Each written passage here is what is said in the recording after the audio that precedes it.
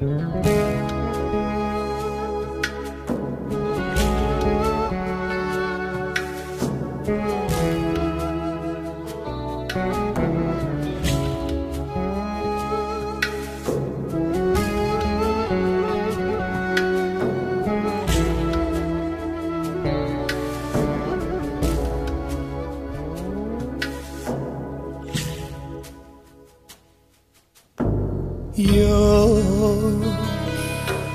gidiyor musun?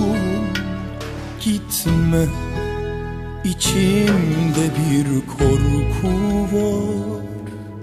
Biliyor musun? Böyle başlar ayrılıklar.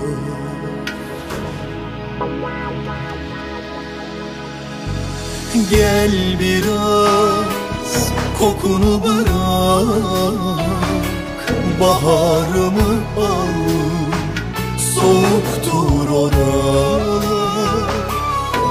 Ağlıyor musun? Ağlama, hayırlar uğruna.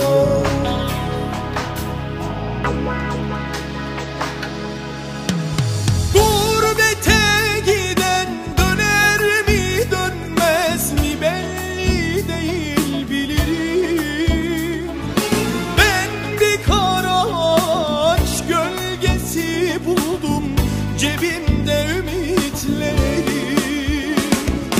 Gurbete giden döner mi dönmez mi belli değil bilirim.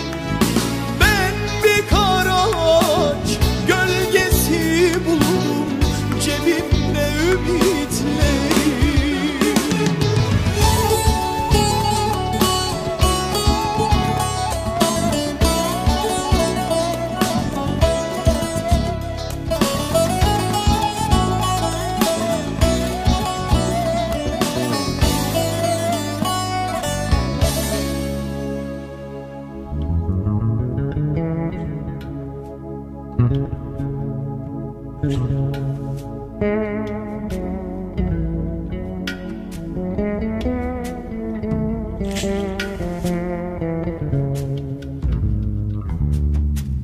Yar,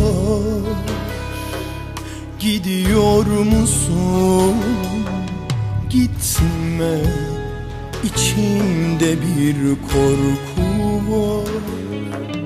Biliyor musun? Böyle başlar ayrılıklar.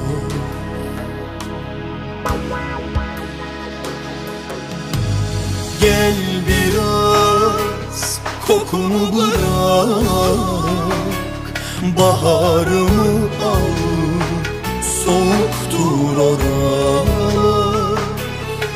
Ağlıyor musun? Ağlama,